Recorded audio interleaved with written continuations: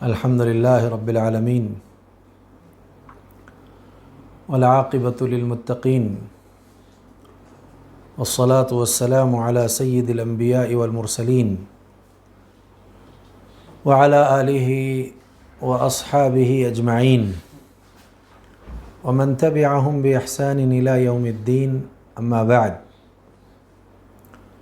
قال اللہ تبارک وتعالی فی کلامہ المجید يسألك الناس عن الساعة قل إنما علمها عند الله وما يدريك لعل الساعة تكون قريبا۔ سورۃ الاحزاب کی ایک آیت کریمہ کی آپ کے سامنے میں نے تلاوت کی ہے۔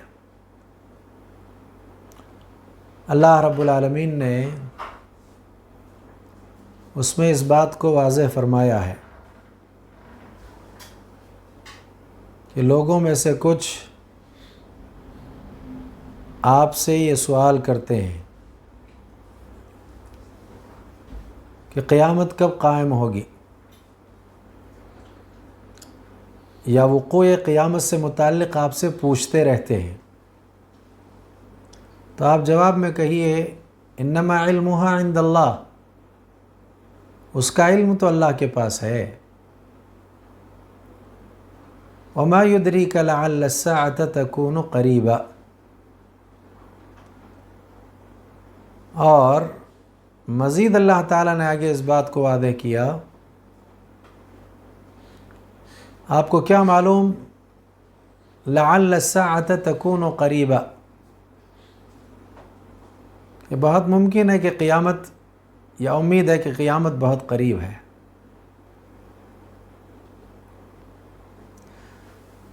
تو نفس وقت کا پتہ نہیں ہے، لیکن اس کی قربت کے حوالے سے اس بات کی وضاحت کر دی گئی ہے کہ وہ بہت قریب ہے۔ ایک اور جگہ اللہ تعالیٰ نے قرآن مجید میں اس بات کو اس طرح واضح فرمایا، سورہ انبیاء کے آغاز میں اقترب للناس حسابهم وَهُمْ فِي غَفْلَةٍ مُعْرِضُونَ، لوگوں کے لیے ان کے حساب کا وقت تو قریب ہو چکا ہے۔ وَهُمْ فِي غَفْلَةٍ مُعْرِضُونَ، اور ان کا حال یہ ہے کہ وہ غفلت میں اعراض کرنے والے ہیں، غفلت میں ہیں، اعراض کرنے والے ہیں۔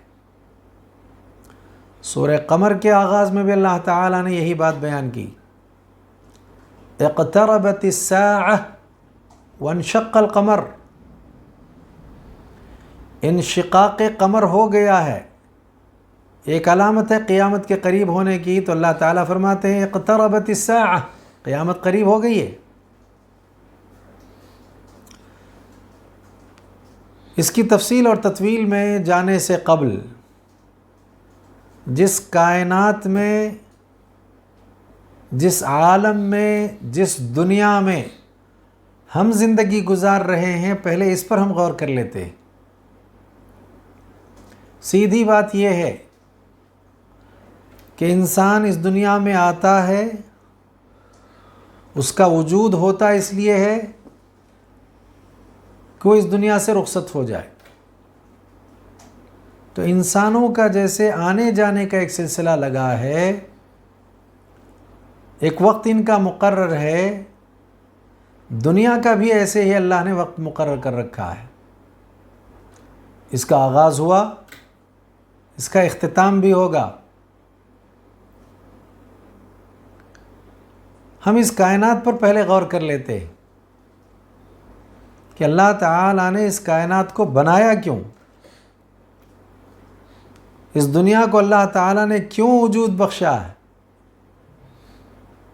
تو اس کا پہلا جواب یہ ہے کہ اللہ تعالیٰ اس دنیا کو اور اس دنیا سے متعلق جملہ چیزوں کو، اس دنیا میں زندگی گزارنے والے انسانوں کو اور انسانوں کی ضروریات کو پورا کرنے کے لیے جتنی بھی چیزوں کو اللہ نے وجود بخشا ہے، ان تماموں کا جو پہلا مقصد ہے وہ کیا، کہ اللہ تعالیٰ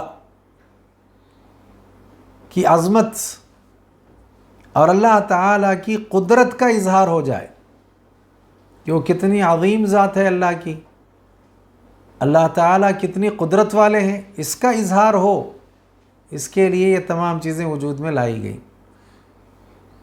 اللہ نے سورۃ المومنون میں اس کے آغاز میں انسانی تخلیق کا، اس کی خلقت کا تذکرہ کر کے آخر میں اللہ کیا فرماتے ہیں؟ فَتَبَارَكَ اللَّهُ أَحْسَنُ الْخَالِقِينَ۔ بابرکت ذات اللہ تعالیٰ کی ہے، وہ بہترین خالق ہے، احسن الخالقین، پیدا کرنے والوں میں سب سے زیادہ اچھا پیدا کرنے والا، خالقین میں سب سے زیادہ اچھا۔ تو آپ اندازہ لگائیں، پہلی بات تو یہ ہے کہ اس پوری کائنات پر ہمیں غور کرنا ہے، تو اس سے اللہ تعالیٰ کی عظمت کا اظہار ہوگا، اللہ کی قدرت کا پتہ چلے گا۔ ہم قرآن پڑھتے رہتے ہیں، صرف اس ٹکڑے پر غور کریں اور کائنات کو دیکھتے رہیں تو بات سمجھ میں آئے گی۔ اللہ فرماتے ہیں جگہ جگہ واللہ علی کل شیء قدیر، کہیں اللہ کہتے ہیں ان اللہ علی کل شیء قدیر، اللہ ہر چیز پر قادر ہے۔ تو اپنی قدرت کا اظہار اللہ نے اس طرح کیا، تو اللہ کی عظمت، اللہ کی قدرت کا پتہ چلتا ہے اس کائنات پر غور کرنے سے۔ اللہ نے ایک جگہ قرآن میں فرمایا بدیع السماوات والارض وَإِذَا قَضَى أَمْرًا فَإِنَّمَا يَقُولُ لَهُ كُن فَيَكُن۔ آسمان و زمین کا بدیع، اس کو وجود میں لانے والا اللہ تعالی۔ اور اللہ تعالیٰ نے مزید آگے اس بات کی وضاحت کی وَإِذَا قَضَى أَمْرًا فَإِنَّمَا يَقُولُ لَهُ كُن فَيَكُن۔ اللہ تعالیٰ جب کبھی کسی بھی کام کے سلسلے میں یہ چاہیں یا ارادہ کر لیں، جیسے کہ دوسری جگہ اللہ تعالیٰ فرماتے ہیں انما امرہ اذا اراد شیء ان یقول لہ کن فیکون، کسی بھی شے کا اگر اللہ تعالیٰ ارادہ کر لیں، حکم دیتے ہیں ہو جا، چیز ہو جاتی ہے۔ بلکہ ایک اور جگہ اللہ تعالیٰ قرآن مجید میں فرماتے ہیں ان ربکم اللہ الذی خلق السماوات والارض فی 6 ایام ثم استوى علی العرش یغشی اللیل النہار یطلبه حثیثا والشمس والقمر والنجوم مسخرات بامرہ الا لہ الخلق والامر تبارک اللہ رب العالمین۔ برکت والی ذات رب العالمین کی ہے، جس نے آسمان و زمین کو 6 دنوں میں پیدا کیا، عرش پر وہ مستوی ہوا۔ پھر اس کے بعد اللہ تعالیٰ نے دن اور رات کا تذکرہ کیا، ستاروں کی اللہ تعالیٰ نے بات کہی، سورج اور چاند کی اللہ نے بات کی۔ اس کے بعد اللہ کہتے ہیں الا لہ الخلق والامر۔ اس بات کو اچھی طرح سے یاد رکھو، اسی کے لیے خلق اور امر ہے، حکم اسی کا چلتا ہے، وہی پیدا کرنے والا ہے، اور برکت والی ذات اللہ ہی کی ہے، رب العالمین ہی کی ہے۔ تو پہلی بات جو معلوم ہوئی وہ یہ کہ اللہ تعالیٰ نے اس پوری کائنات کو پیدا کیا ہے، انسانوں کو وجود بخشا، انسانوں کی ضروریات کو پورا کرنے کے لیے بے شمار چیزیں وجود میں لائیں۔ تمام چیزوں پر اگر ہم غور کرتے ہیں، تفکر سے کام لیتے ہیں، تو پہلی بات جو نکھر کر کے ہمارے سامنے آتی ہے، ابھر کر کے سامنے آتی ہے، کھل کر کے ہمارے سامنے آتی ہے، وہ یہ ہے کہ اللہ تعالیٰ قدیر ہیں، اللہ سب سے زیادہ عظیم ذات اللہ کی ہے۔ تو اللہ کی عظمت کا، اللہ کی قدرت کا پتہ چلتا ہے، اس کا اظہار ہوتا ہے۔ دوسری بات وہ یہ ہے کہ اللہ تعالیٰ نے اس پوری کی پوری کائنات کو وجود بخشا، اور اللہ تعالیٰ نے تمام کی تمام چیزوں کو زندگیاں عطا کی۔ مقصد کیا ہے؟ کیوں اللہ تعالیٰ نے جو اسے وجود بخشا ہے؟ تاکہ بندے جو شریعت کے مکلف ہیں، انسان اور جن، یہ جو شریعت کے مکلف ہیں، یہ غور کریں اور تفکر سے کام لیں، اور اللہ تعالیٰ کی عبادت، توحید، عقیدہ، اس کی اصلاح کریں۔ یہ دوسرا مقصد ہے۔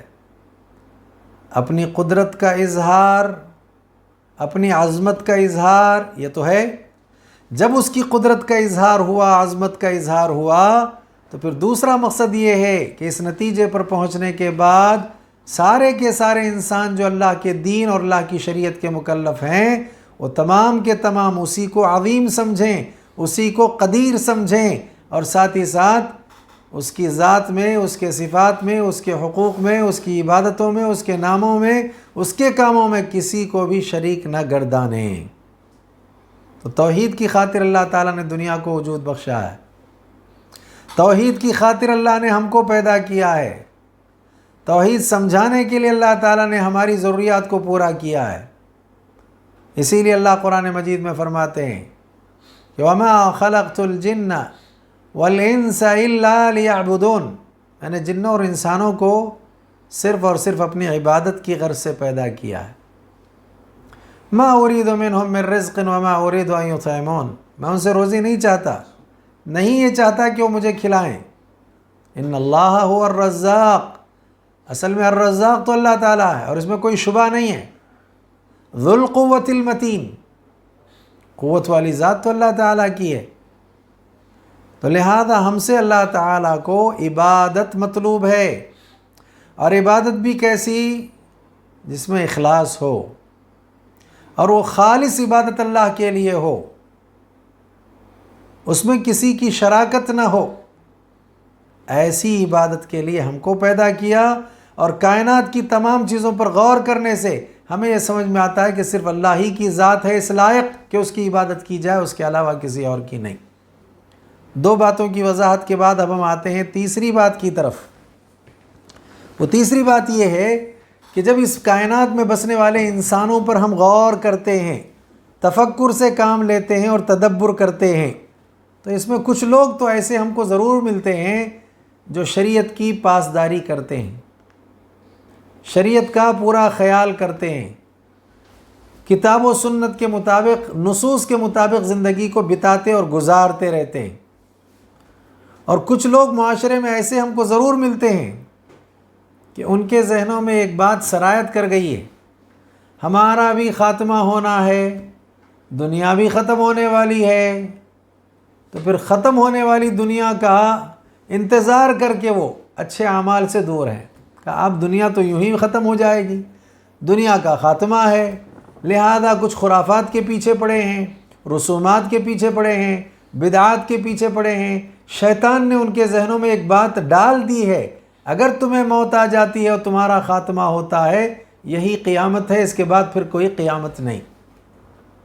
کتنے ایسے مکہ کے مشرکین تھے جنہوں نے اسی بات کو لوگوں میں باور کرایا، عام کرایا ہے، کیا کہ مرنے کے بعد قیامت وغیرہ کی کوئی، قیامت نام کی کوئی شے نہیں ہے۔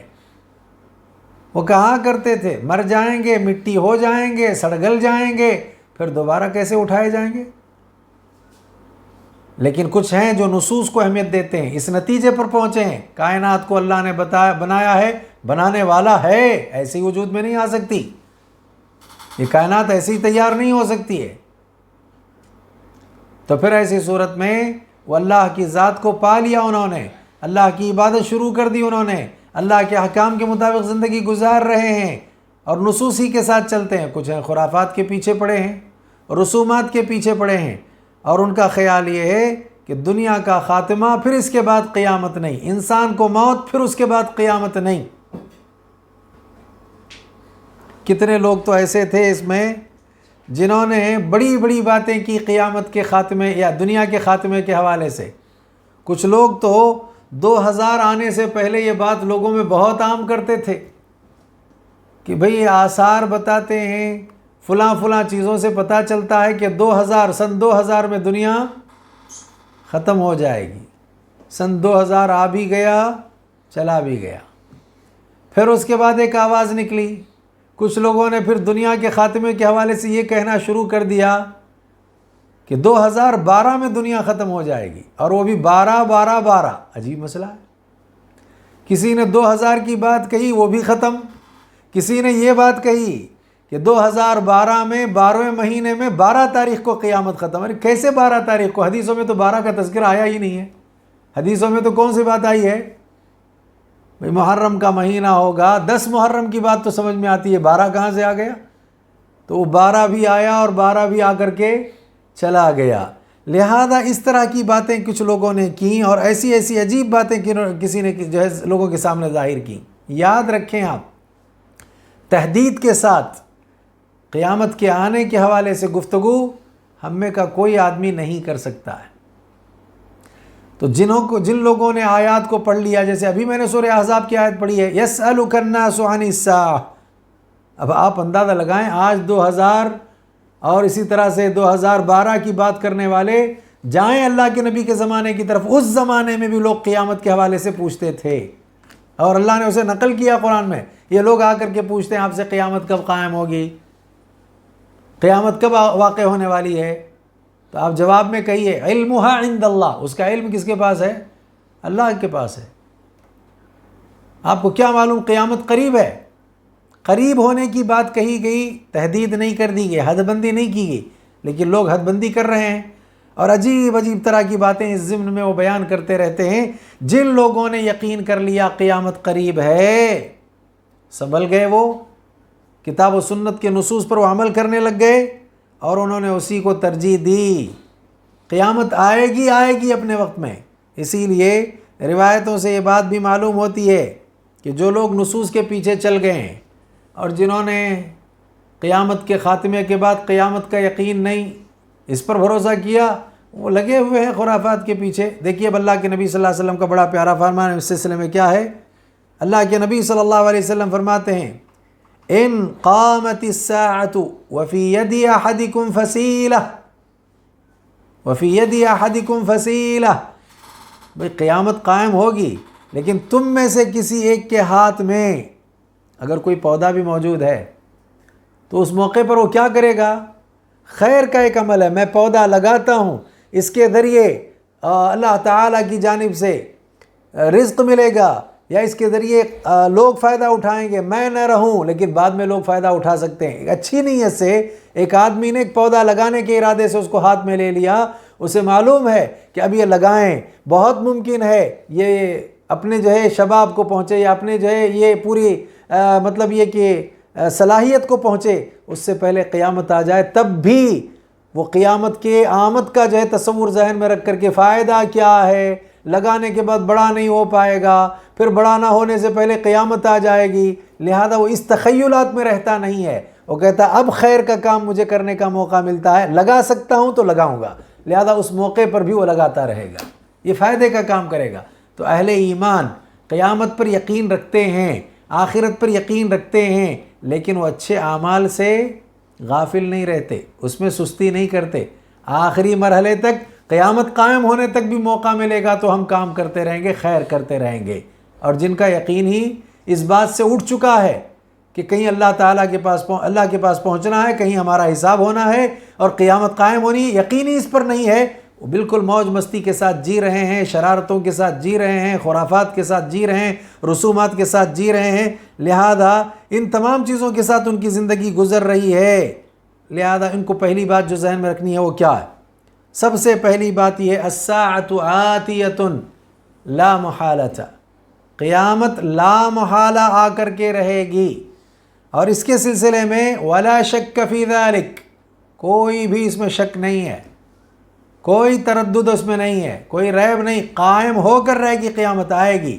کہاں ہے قرآن میں دلیل؟ اللہ قرآن مجید میں فرماتے ہیں وَأَنَّ السَّاعَةَ آتِيَةٌ لَا رَيْبَ فِيهَا وَأَنَّ اللَّهَ يَبْعَثُ مَنْ فِي الْقُبُورِ، اس آیت کریمہ نے واضح کر دیا ہے وَأَنَّ السَّاعَةَ آتِيَةٌ، ایک قیامت آنے والی ہے، قائم ہونے والی ہے، لا ریب فیہا، اس میں کوئی بھی شک نہیں ہے، اس میں شبہ ہی نہیں ہے۔ وَأَنَّ اللَّهَ يَبْعَثُ مَنْ فِي الْقُبُورِ، اور ایک اللہ تعالیٰ قبروں میں جتنے لوگ آرام فرما رہے ہیں تمام کے تماموں کو اللہ تعالیٰ اس دن کیا کریں گے؟ اٹھائیں گے۔ تو پہلی بات یہ معلوم ہوئی کہ لا محالہ قیامت قائم ہو کر رہے گی اور اس میں کوئی شک نہیں ہے، اس میں کوئی شبہ نہیں ہے۔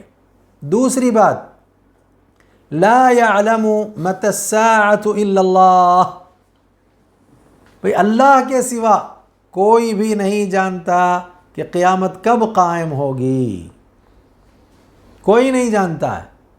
اللہ تعالیٰ نے قرآن مجید میں بہت ساری آیات میں اس کا تذکرہ کیا ہے. ایک جگہ اللہ فرماتے ہیں یسألونک عن الساعة ایان مرساها قل انما علمها عند ربی.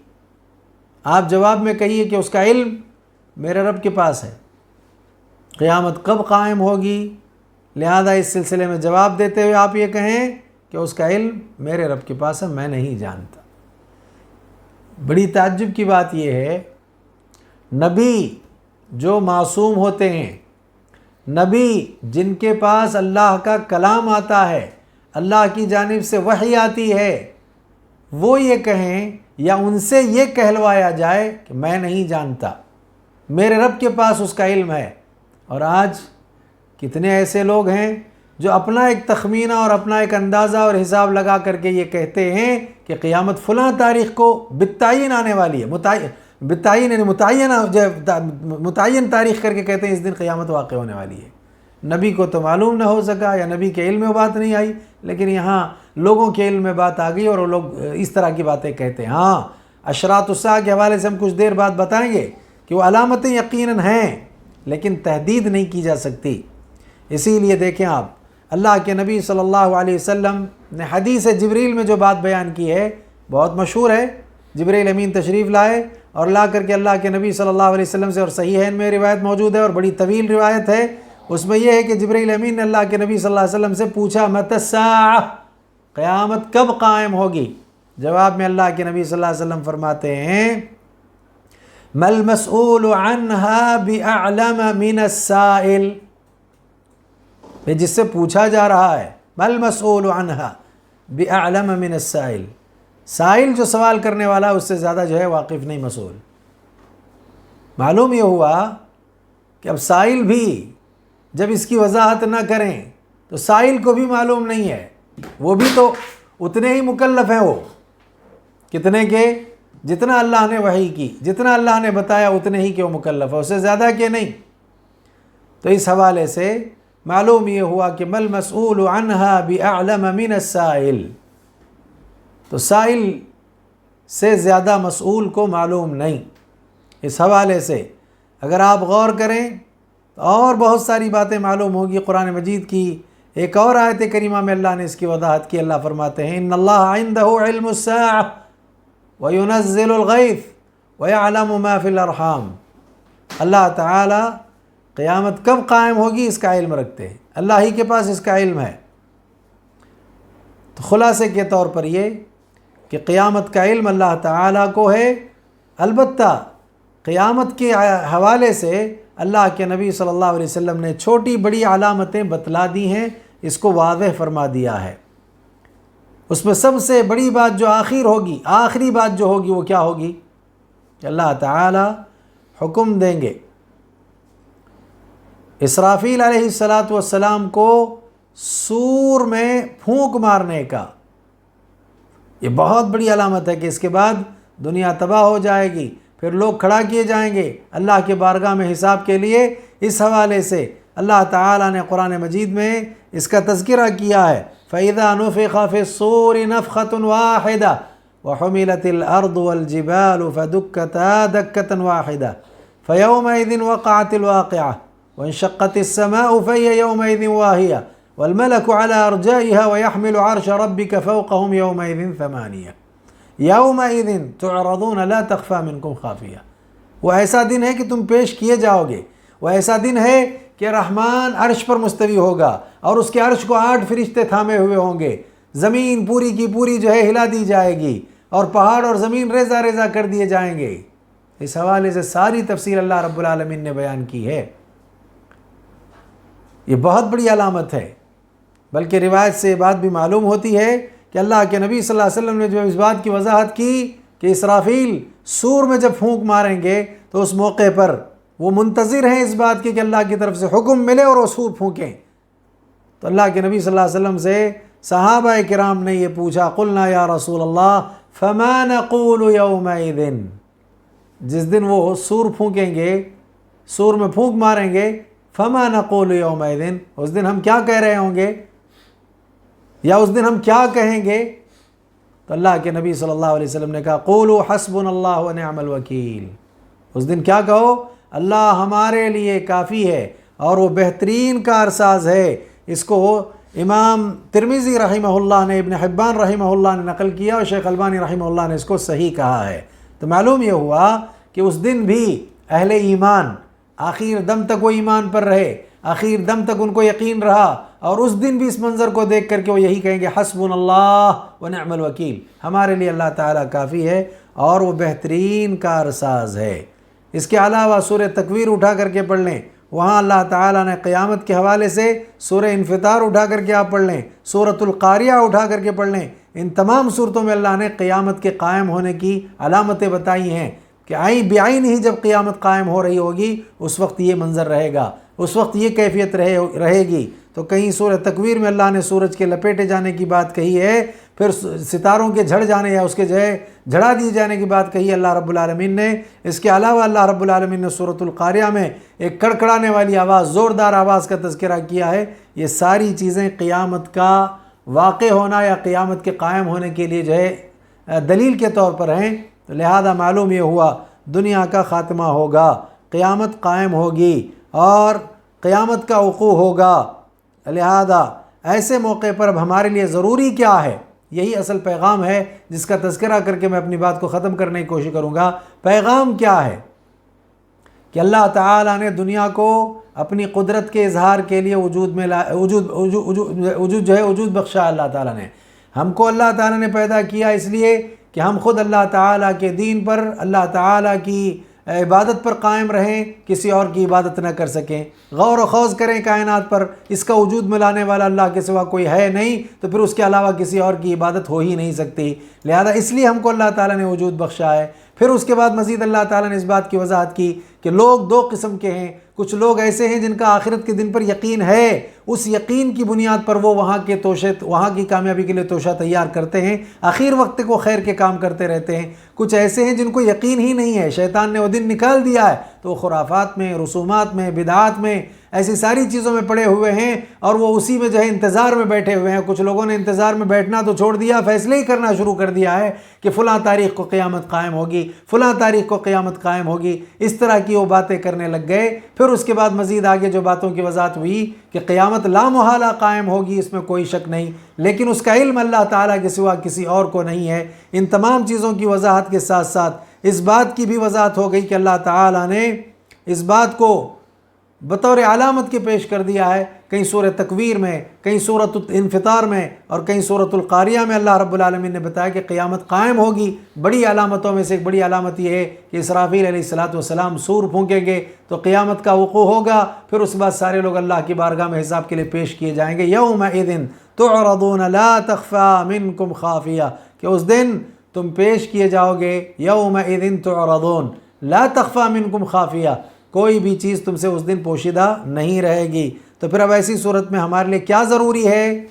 الاستعداد بالایمان الصحیح، صحیح جو ایمان ہے اس صحیح ایمان پر قائم رہنے کی کوشش کرنا اور عمل صالح کرتے رہنا اور خالص اللہ کے نبی صلی اللہ علیہ وسلم کی اتباع اور اطاعت میں زندگی گزارنا، یہ ہمارے لیے ضروری ہے۔ اسی لیے اللہ تعالیٰ نے عجیب بات یہ کہ جہاں قیامت کا تذکرہ کیا سورۃ الحج میں، وہیں اللہ نے تعلیم دی ہم کو۔ کیا تعلیم دی ہے؟ کہ کیا کرنا ہے، قیامت قائم تو ہوگی ہی ہوگی، لیکن تمہیں کیا کرنا ہے؟ اس کے قائم ہونے سے پہلے اللہ کا تقوی اختیار کرنا ہے، دین صحیح پر جمے رہنا ہے، اس کے لیے کوششیں کرنی ہے۔ اللہ سورہ حج میں فرماتے ہیں یا ایھا الناس اتقوا ربکم، دیکھیے اے لوگو اپنے رب کا تقوی اختیار کرو۔ اس کے بعد کیا ہے؟ ان زلزلۃ الساعۃ شیء عظیم، قیامت کا جو زلزلہ ہوگا نا بہت بڑی شے ہے وہ۔ تو بات قیامت کی، لیکن اس سے پہلے رب کا تقوی اختیار کرو۔ تو معلوم یہ ہوا کہ ہمارے لیے خیر اسی میں ہے کہ ہم رب کا تقوی اختیار کریں، رب کی عبادت کریں۔ اسی لیے اللہ تعالیٰ سورہ مومنون کے آخر ہی میں فرماتے ہیں افحسبتم انما خلقناکم عبثا وانکم الینا لا ترجعون، کیا تم نے یہ گمان کر لیا ہے، یہ یقین کر لیا، یہ خیال کر لیا کہ تم بیکار پیدا کیے گئے ہو؟ بعض لوگ بیکار زندگی گزارتے ہیں، کچھ نہیں، موج مستی کرو، یہاں جو کرنا ہے کر لو، اس کے بعد کچھ نہیں۔ عجیب مسئلہ، ہم نے تم کو بیکار نہیں پیدا کیا، وَأَنَّكُمْ إِلَيْنَا لَا تُرْجَعُونَ، کیا تمہارا یہ خیال ہے کہ تم ہماری طرف لوٹائے نہیں جاؤ گے، پلٹائے نہیں جاؤ گے؟ یقیناً اسی لیے آپ دیکھیں اللہ کے نبی صلی اللہ علیہ وسلم، صحیح بخاری میں یہ روایت ہے، اللہ کے نبی صلی اللہ علیہ وسلم کی خدمت میں ایک صحابی تشریف لائے، ان رجلا سأل النبی صلی اللہ علیہ وسلم عن الساعہ، آ کر کے اللہ کے نبی سے قیامت کے بارے میں پوچھنا شروع کیا کہ اللہ کے نبی قیامت کب قائم ہوگی؟ تو اللہ کے نبی صلی اللہ علیہ وسلم نے اس قیامت سے متعلق پوچھنے والے سے سأل النبی صلی اللہ علیہ وسلم عن الساعہ فقال متی الساعہ، آ کر کے قیامت سے متعلق اس نے پوچھا، ان رجلا سأل النبی صلی اللہ علیہ وسلم عن الساعہ فقال متی الساعہ، آ کر کہا اللہ کے نبی بتائیے قیامت کب قائم ہوگی؟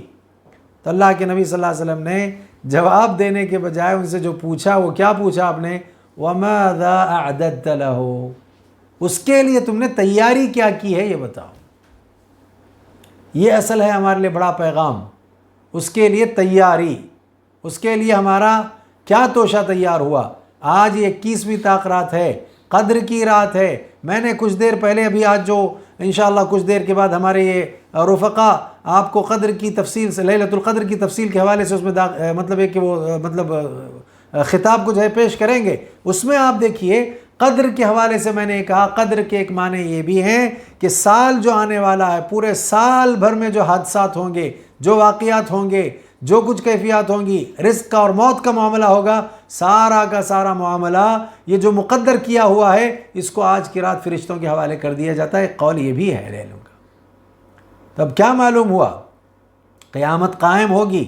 اب لیلۃ القدر خیر من الف شہر کی تفسیر میں ایک بات یہ بھی بیان کی گئی ہے۔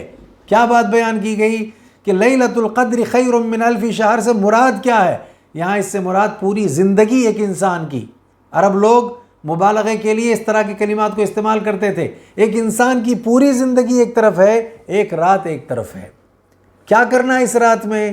اس ایک رات میں اللہ کی عبادت کرنی ہے، اللہ کی خوشنودی پانے کے لیے قیام کرنا ہے، کھڑے ہونا ہے۔ اس کا فائدہ کیا ہوگا؟ اس کا فائدہ آخرت میں ہوگا۔ آخرت میں یہ ہے کہ ایک آدمی کامیابی اور کامرانی حاصل کرنے والوں میں سے ہو جائے گا، اور ساتھ ہی ساتھ اس عبادت کے نتیجے میں دیکھیے مسئلہ عبادت کا ہے۔ بعض اہل علم نے یہ بھی کہا ہے لیلۃ القدر خیر من الف شہر۔ کس اعتبار سے الف شہر؟ عبادت کے اعتبار سے الف شہر ہے۔ لہذا عبادت کو اہمیت ہے۔ یہ موقع ملا ہے ہمیں عبادت کے لیے، یہ زندگی ملی ہمیں عبادت کے لیے۔ پوری زندگی 60-70 سال کی ایک طرف ہے اور ایک رات ایک طرف ہے۔ اس ایک رات میں اگر ہم عبادت کر لے جائیں، اس کے نتیجے میں وہ جو مقصد پیدائش کا ہے وہ پورا ہوگا، اور اس مقصد کے پورا ہونے کے نتیجے میں آخرت میں قیامت قائم ہوگی، اللہ کے بارگاہ میں پیشی ہوگی، حاضری ہوگی، تو پھر اس کے نتیجے میں ہمیں کامیابی اور کامرانی سے ہمکنار ہونے کا موقع ملے گا۔ تو پھر اس وقت کو ضائع نہیں کرنا چاہیے، عبادتوں میں صرف کرنا چاہیے، تلاوت قرآن میں لگانا چاہیے، بھلے کاموں میں اسے استعمال کرنا چاہیے۔ بہت سارے لوگ ہوتے ہیں رات جاگنے کا مطلب یہ ہے سونے سے رہ جائیں، کسی بھی طرح سے رات جاگ لے جائیں، ایسا نہیں ہے۔ سونے سے رہ جائیں، آنکھیں ہی بند نہ ہوں، آنکھیں کھلی رہیں، چاہے جو کرتے رہیں، بس ہم نے صبح تک جڑا رات جاگ لی ہے، رات جاگنے کی بات کہی گئی، ہمیں اجر ملے گا، ایسا نہیں ہوگا۔ آپ رات جاگتے ہیں تلاوت کے ساتھ، اذکار کے ساتھ، دعاؤں کے ساتھ، نفل عبادت کے ساتھ، قیام اللیل کے ساتھ، یہ خیر کے کام ہیں۔ لہذا ان کاموں میں آج کی رات بڑھ چڑھ کر کے ہمیں حصہ لینا چاہیے۔ بہرحال بہت ساری باتیں مثال میں پیش کی جا سکتی ہیں۔ ہر دن آنے والی دن کے بعد جو رات ہے وہ یہی پیغام دیتی ہے۔ وہ کیا پیغام دیتی ہے؟ کہ اب رات ہو گئی، تمہارے آرام کا وقت آ گیا، تو ٹھیک اسی طرح سے یہ آرام گویا تمہاری موت ہے۔ پھر تم بیدار ہو رہے ہو صبح کو، تو لہذا یہ بیدار ہونا تمہارے موت سے دوبارہ قیامت کے دن اٹھائے جانے کی ایک علامت ہے۔ تو ہر دن ہمیں لٹا کر کے اٹھا کر کے یہ سبق دیا جا رہا ہے۔ راتوں میں، رات میں سو گئے، ہمارا مرنا وہاں یاد دلایا گیا، صبح بیدار ہو گئے، قیامت کے دن کا بیدار ہونا یاد دلایا گیا۔ کتنے عجیب اسلوب میں یہ بات سمجھائی گئی ہے۔ عجیب بات آپ یہ دیکھیں، یہ تو رات کا معاملہ تھا، دن آ گیا، سورج نکل رہا ہے، سورج کا نکلنا، سورج کا وجود میں آنا، یہ دنیا میں انسان کا وجود میں آنا، اس کو یاد دلانا ہے۔ سورج غروب ہو گیا تو لہذا اس کا غروب ہونا، انسان کا اس دنیا سے رخصت ہونا یاد دلایا گیا ہے۔ پھر سورج کا نکلنا، گویا اللہ کی بارگاہ میں پیش ہونا یاد دلایا گیا۔ کئی چیزیں ہیں ایسی ہمارے پاس، تو اس کو یاد کرنے کی ضرورت ہے، اسے یاد رکھنے کی ضرورت ہے۔ بہرحال بالاختصار یہ ہے کہ قیامت قائم ہو کر رہے گی۔ اب ہمیں اس فکر میں نہیں پڑنا ہے کہ کب قائم ہوگی، وہ جب قائم ہونا ہے تب قائم ہوگی، اس کو کوئی نہیں جانتا اللہ کے سوا۔ اس کے چکروں میں پڑھ کر کے رات دن اس کی تحقیق میں لگ کر کے تاریخ متعین کر دینا، مہینہ متعین کر دینا، فلاں جو ہے وقت متعین کر دینا، اس سے بہتر تو یہ ہے کہ ہم اس کے لیے تیاری کریں۔ تیاری کیا ہے؟ عبادت، اللہ کا تقوی، خیر کے کاموں میں آگے رہنا، فاستبقوا الخیرات، تو انشاءاللہ اس کا بڑا فائدہ ہوگا۔ میرا خیال ہے آج کے اس درس میں جتنی باتیں میں نے بیان کی ہیں، میری اپنی ذات کے لیے، آپ تماموں کے لیے ساری باتیں کافی وافی ہیں۔ اللہ تعالیٰ سے دعا ہے کہ اللہ تعالیٰ ہم تماموں کو دنیا آخرت میں کامیابی عطا کرے، اور ہمیں اپنے موت سے پہلے بھلے کاموں کو خوب کرنے کے اللہ توفیق دے۔ موت کے وقت میں ہماری زبانوں پر کلمہ توحید جاری فرمائے۔ موت کے وقت کی سختیاں، موت کے بعد کی پریشانیاں، قیامت کے دن کی ہولناکیوں سے ہمیں نجات عطا فرمائے۔ ہر طرح کے شرور سے اللہ ہماری حفاظت فرمائے۔ اللہ ہم سب کے لیے خیر کے، رزق کے، برکتوں کے دروازے کھول دے۔ اللہ تعالی ہم سب کو اپنے حفظ و امان میں رکھے، ہمیں عافیت کی زندگی اللہ نصیب فرمائے۔ اللہ تعالی ہم تماموں کی دعاؤں کو قبول فرمائے۔ دنیا میں جہاں بھی مسلمان، جہاں بھی انسان پریشان، اللہ تعالی ان کی پریشانیوں کو دور فرمائے۔ اللہ تعالی خیر کے فیصلے فرمائے۔ اللہ تعالی ہم تماموں کی دعاؤں کو قبول فرما۔ ربنا تقبل منا انك انت السميع العليم وتب علينا انك انت التواب الرحيم۔ سبحان ربك رب العزة عما يصفون وسلام على المرسلين والحمد لله رب العالمين۔